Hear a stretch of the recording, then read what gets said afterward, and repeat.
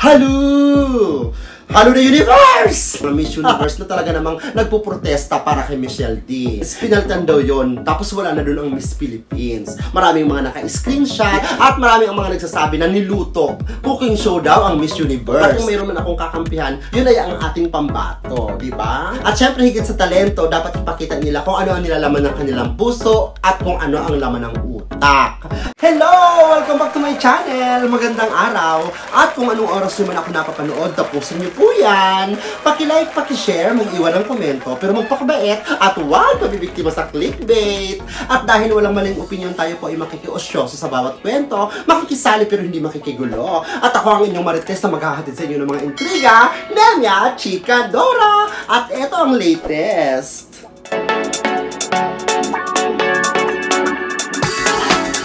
Hello! Hello the universe! Usapang Miss Universe tayo ngayon. Nako, congratulations sa bagong itinanghal na Miss Universe, si Shenis Palacios, Miss Nicaragua! Ayan, hindi ako masyadong fan ng Miss Universe, hindi ko talaga siya tinututukan, inaabangan, hindi talaga ako fan. Pero syempre, dahil hindi maiiwasan talaga namang dumadaan sa ating mga newsfeed, nako, hindi talaga maiiwasan na basahin, makita at masilayan. Syempre, proud tayo sa ating pambato na si Michelle D, si MMD, di ba? Michelle Marquez D, ayan. Nako, talaga namang sabi nila yung beauty, yung aura, yung tayo, talagang pang Miss Universe. At syempre bilang Pilipino, no, proud tayo sa kanya, sa ipinakita niya, ibinigay niya ang lahat sa preliminary competition na talaga namang pinalakpakan, sinaluduhan at hinangaan ng mga Pilipino at maging ng buong mundo. Diba? At syempre napakalaking bagay at pasasalamat na nakapasok siya sa top 10. Marami naman ang mga naging happy doon. Pero may mga iba na talaga namang nagdabog, nagalit, nag-alsabalutan at tinoyo dahil napakaaga nilang gumising para mag-abang, para manood ng Miss Universe. Pero hindi sila nasatisfied. Hindi sila naging masaya dahil hindi raw nakapasok sa top 5 si Michelle D. At marami ang mga nagsasabi na niluto. Cooking show daw ang Miss Universe. Talaga mababasa mo news online, sa mga komento, sa mga page ng mga Miss Universe na talaga namang nagpuprotesta para kay Michelle D. Kasi sinasabi nila na sa page daw ng Miss Universe El Salvador, nako, nakita daw nila na nasa top 5 daw si Michelle D. Pero within a second, pinalitan daw yon. Tapos wala na doon ang Miss Philippines. Maraming mga naka-screenshot. So yun ang pagpuprotesta nila. Diba? Kasi talaga daw sinasabi nila na malaki ang laban ni Michelle D. Pero syempre ha, bilang Pilipino, proud ako na lumalaban siya. At kung mayroon man akong kakampihan, yun ay ang ating pambato. Diba? At maging sa preliminary competition niya, umpisa pa lamang, nagpasabog na si Michelle. Dahil sa mga nakalipas na taon ang sinisigaw ay Philippines! Pero siya naman ay Filipinas! Ganon ang drama ng lola mo. So parang kakaiba siya. Maging ang kanyang national costume, ha? Marami ang mga nagandahan at sinabi kakaiba, parang level up. Pero marami rin naman ang kumukontra na sinasabing, nako, anong ipinagmamalaki ng ating mga airlines? Ilagi naman mga delay. Diyos ko, ang mga bitter talaga. May masasabi at masasabi. Pero balik tayo doon sa usapan na kung nabigyan siya ng chance na makapasok sa top 5 at syempre magkakaroon siya ng chance na matanong, humawak ng mic at sumagot, nako, umpisa na yon, road to Miss Universe na yon. At marami ang nagsasabi na confident at talaga namang kumpiyansa ang lahat na mananalo siya kung talaga naman siya ay nakapasok sa top 5. Diba?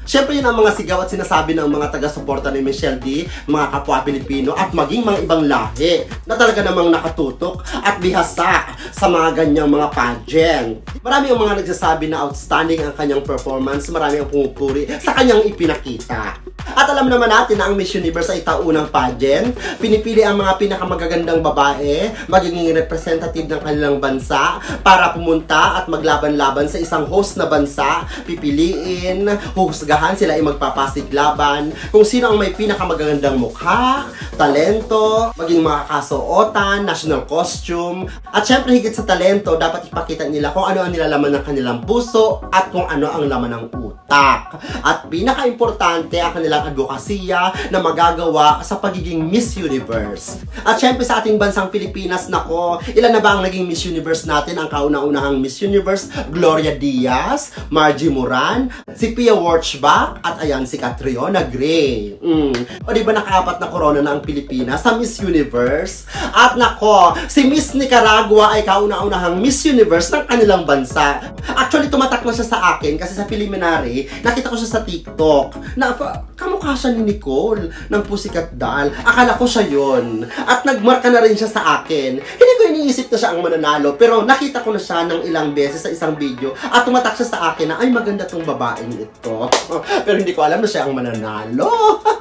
Kasi syempre bilang Pilipino, doon na ako sa ating pambato, sa MMD, si Michelle Marquez din na anak ni Melanie Marquez. Ayan, ang Miss International. Di ba bongga? At pinag-usapan talaga siya mula sa Pilipinas, maging sa kanyang pagrampa na talaga namang baling-balik sa swimsuit. At maging ang kanyang emerald gown na sinasabing tribute sa kanyang mother na naka-emerald green din nung araw na nanalo ito ng Miss International. Kaya yun, ngayon sa coronation night, naku, napakaganda rin ang kanyang gown. Siyempre, inspired by the oldest tattoo artist, naku, si Apo Wang Od.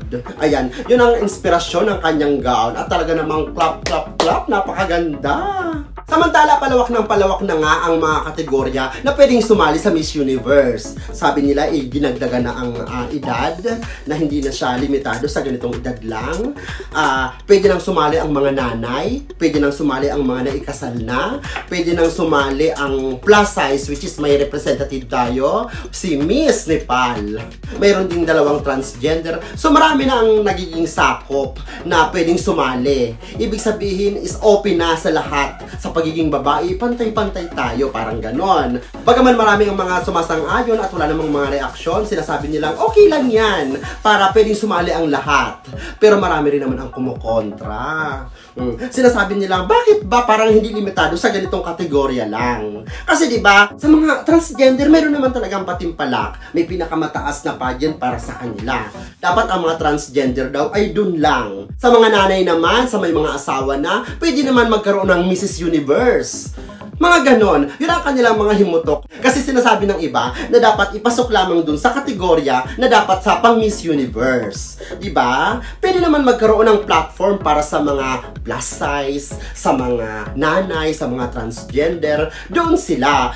At sinasabi nila sa mga pang Miss Universe naman ay meron naman ding kategorya na para lamang sa kanila. Mga ganon mga nababasa ko sa komento. Kasi gusto nila makahon sa ganitong kategorya lamang para patas ang laban. Walang maiiwan, walang nandyan para representative lang. Pero syempre kahit na anong ingay ng netizen, mga pambabash, mga pambabatikos, nako, may mga itinalagang mga judge para pumili. Sila ang may karapatan, sila ang pwedeng pumili. At syempre ipipili sila ng ayon sa kanilang konsensya kung sino ang kanilang isusulat para piliin, nako, nasa kanilang mga kamay. Pero sabi nga ng ating pambato na sa MMD, nako, ang lahat ng mga nangyayari ay destiny. Kasi tanggap niya na kung hanggang saan lang ang kanyang journey, nako, yun ang kanyang kapalaran. Pero para sa kanya, nako, ginawa niya ang best. At syempre, lahat tayo ay proud sa kanya. Kaya Michelle Marquez D, proud kami sa'yo at ikaw ang Miss Universe ng Pilipinas!